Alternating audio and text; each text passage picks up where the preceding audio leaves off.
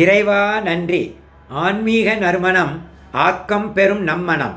ஹனுமன் ஆஞ்சநேயர் பக்திக்கு மட்டும் எடுத்துக்காட்டுன்னு நினச்சிக்கிட்டு இருக்கோம்.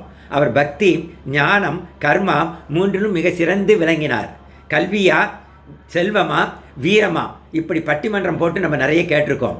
அதே மாதிரி ஆன்மீகத்தில் பக்தியா, ஞானமா, கர்மமானு வேறுபடுத்தி பார்க்கும் பக்தர்களும் நிறைய பேர் உண்டு. ஒரு மிட்டாயில் எந்த பகுதி அதிகமாக சுவையாக இருக்கும் கேட்டால் அப்படி சொல்ல முடியாது. எல்லாவற்றிலும் மூன்றுமே ஈவனாக நிறைந்திருக்கும் தான் சொல்லுவோம். அதே மாதிரி ஆன்மீகத்தில் பக்தி, ஞானம், கர்மா மூன்றுமே ஈவனாக முழுமையாக நிறைந்திருக்கிறது. மூன்றிலுமே ஆத்ம உணர்வு உள்ளது, ஆத்ம சுவை உள்ளது, ஆன்மீக உணர்வு உள்ளது. ஹனுமன் ஸ்ரீ ராமச்சந்திர பிரபுவிடம் இந்த மாதிரி சொல்கிறாரு.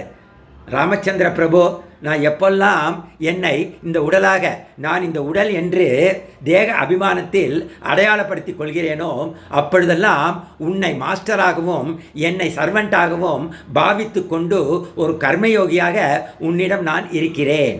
எவ்வளோ அழகாக சொல்கிறார் பார்த்தீங்களா? ரெண்டாவது என்ன சொல்கிறார் ராமச்சந்திர பிரபு? எப்போதெல்லாம் என்னை ஜீவாத்மாவாகவும், இண்டிவிஜுவலாகவும், தனிப்பட்ட உயிராகவும், உன்னை பரமாத்மாவாகவும் நினைத்து அதை பாவித்து நான் உன்னை வணங்குகிறேனோ அப்பொழுது நான் பக்தனாகவும் பாக்கியம் பெறுகிறேன். எப்போதெல்லாம் நான் இந்த அழியும் உடலோ, மாறிக்கொண்டே இருக்கும் மனமோ, தேய்ந்து வரும் புத்தியோ அல்ல, நான் நிரந்தர ஆத்ம சக்தியாகும் என்ற உண்மையை உணர்கிறேனோ அப்போதெல்லாம் நீயும் நானும் ஒன்றுதான் என்ற அந்த ஒன்னஸை உணர்கிறேன். இதுதான் மூன்றையும் அழகாக ஆஞ்சநேயர் சொல்கிறார். இப்படி எளிமையாக ஒருவருக்குள் கர்மயோகி, பக்தி யோகி, ஞான யோகி மூவரும் உள்ளார்கள் என்பதை ஆஞ்சநேயர் மிக அருமையாக சொல்கிறார். இந்த மூன்று பாதைகளையுமே ஒரே டெஸ்டினேஷனுக்கு தான் எடுத்துக்கிட்டு போகுது. Self realisation or God realisation சொல்லுவாங்க. அவரவர்கள் மனநிலைக்கு ஏற்ப, டெம்பரமெண்ட்டுக்கு ஏற்ப மூன்று பாதைகளில் எதை வேண்டுமானாலும் தேர்ந்தெடுத்து அதை அடையலாம். எதை அடையலாம்? எனக்குள் இருக்கும் ஆத்மசக்தியை தெய்வமாக உணரலாம், தெய்வ அபிமானத்தை வளர்த்து கொள்ளலாம். ஆனால் இந்த பயணத்தில் ஒருவர் மூன்று பாதைகளையும் தொட்டு சென்றுதான் ஆக வேண்டும். ராமானுஜர் பக்தியில் நாயனாக இருந்தாலும் சமுதாய நலனில் அக்கறை கொண்டிருந்தார், கர்மயோகியாகவும் இருந்தார்.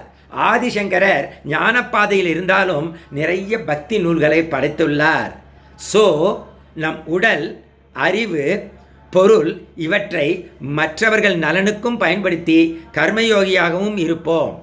தியானம் செய்து தேக அபிமானம் குறைத்து தெய்வ அபிமானம் உயர்த்தி ஞான யோகியாகவும் மாறுவோம். அனுதினமும் கோவிலுக்கு சென்று பக்தியையும் வளர்த்து கொள்வோம். உடலை கர்மயோகியாகவும், மனதை பக்தி யோகியாகவும், புத்தியை ஞான யோகியாகவும் மாற்றிக்கொள்வோம். You are 3 in 1. கர்மயோகி, ஞானயோகி, பக்தி யோகி. இறைவா நன்றி.